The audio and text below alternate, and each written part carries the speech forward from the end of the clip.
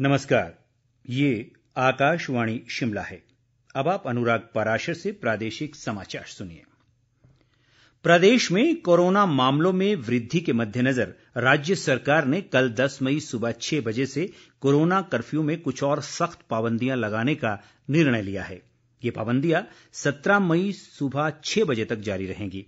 मुख्यमंत्री जयराम ठाकुर की अध्यक्षता में शिमला में हुई एक उच्च स्तरीय बैठक में ये फैसला लिया गया। दैनिक आवश्यकताओं और आवश्यक वस्तुओं की दुकानें दिन में केवल 3 घंटे ही खुली रहेंगी, जिसका समय संबंधित उपायुक्तों द्वारा निर्धारित किया जाएगा।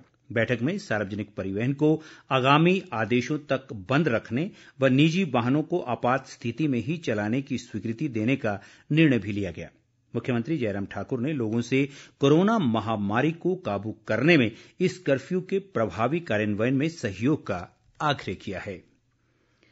मुख्यमंत्री जयराम ठाकुर ने आज शिमला से वर्चुअल माध्यम से हमीरपुर और चंबा मेडिकल कॉलेज में ऑक्सीजन संयंत्रों का लोकार्पण किया। चंबा के ऑक्सीजन प्लांट की क्षमता 400 पीएलएम और हमीरपुर के प्लांट की क्षमता 300 पीएलएम है। मुख्यमंत्री ने कहा कि ये दोनों संयंत्र इन चिकित्सा महाविद्यालयों में भर्ती मरीजों को निर्बाध रूप से ऑक्सीजन की आपूर्ति सुनिश्चित करेंगे। उन्होंने कहा कि राज्य सरकार ने केंद्र से प्रदेश के वर्तमान ऑक्सीजन कोटे को 15 मीट्रिक टन से बढ़ाकर 30 मीट्रिक टन करने का आग्रह किया है, ताकि ऑक्सीजन की बढ़ती आवश्यकता को पूरा किया जा सके। जयराम ठाकुर ने बताया कि राज्य सरकार ने हिमाचल के लिए 5000 डी टाइप और 3000 बी टाइप के ऑक्सीजन सिलेंडर उपलब्ध करवाने का मामला केंद्र सरकार के समक्ष रखा है।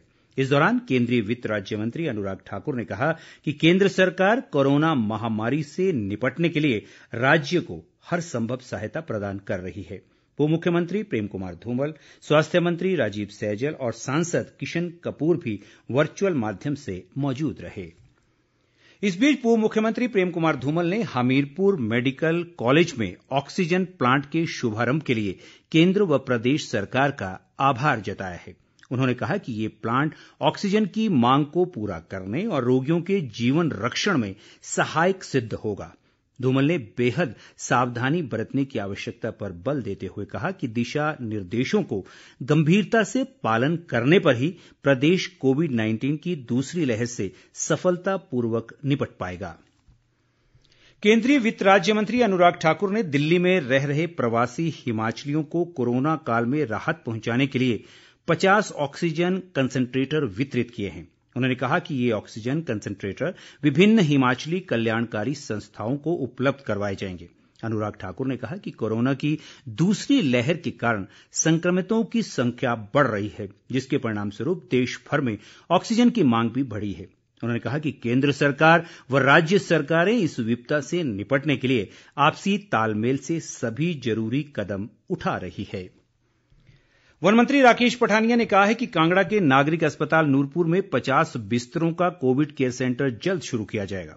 उन्होंने आज स्वास्थ्य विभाग के अधिकारियों के साथ इस अस्पताल का दौरा करने के बाद ये जानकारी दी। उन्होंने कहा कि अस्पताल के सभी बिस्तरों पर पाइप के द्वारा ऑक्सीजन उपलब्ध करवाने के लिए कल से ऑक्सीजन यूनिट बनाने का कार्य भी शुरू किया जाएगा, जिसे 1 सप्ताह में पूरा कर लिया जाएगा।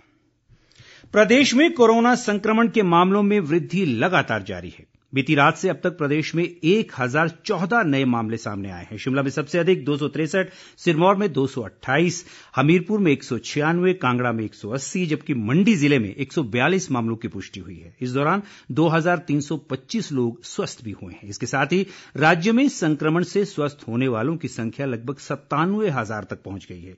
स्वास्थ्य विभाग द्वारा जारी बुलेटिन के अनुसार वर्तमान में 30,543 सक्रिय मामले हैं। राज्य में कोरोना संक्रमण से अब तक 1,853 लोगों की मृत्यु हुई है।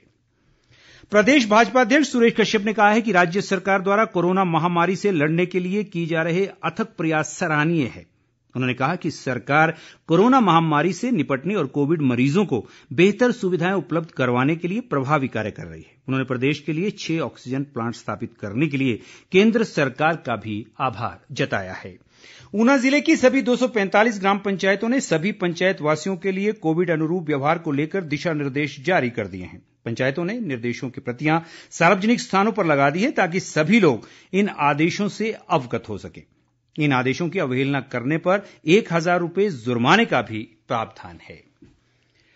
इसके साथ ही ये समाचार बुलेटिन समाप्त हुआ। हमारा अगला समाचार बुलेटिन आप सुन सकते हैं शाम 7:45 पर। नमस्कार।